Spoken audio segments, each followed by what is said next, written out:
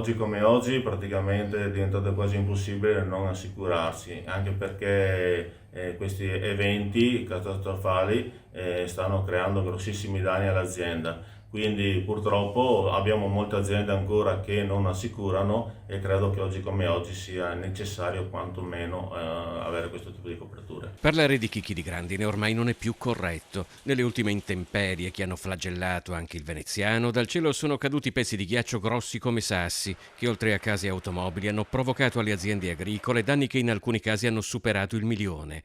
Secondo Condifesa Venezia, associazione senza fini di lucro che si occupa principalmente della gestione del rischio per le produzioni agricole, non tutti gli operatori del comparto sono a conoscenza che il settore primario beneficia di determinate agevolazioni. In agricoltura è uno dei pochi settori che ancora beneficia di contributi pubblici, sia nazionali che gran parte comunitari, che agevolano la possibilità di fare le polizze agli agricoltori. Quindi attraverso i consorzi di difesa c'è la possibilità di avere queste coperture agevolate. L'agricoltura è uno di quei settori in cui i cambiamenti climatici stanno pesando in maniera drammatica. A fare danni l'estate scorsa era stata la siccità con un prolungatissimo periodo senza precipitazioni che quest'anno sono arrivate invece nella forma estrema che sta sempre più caratterizzando quest'ultimo periodo.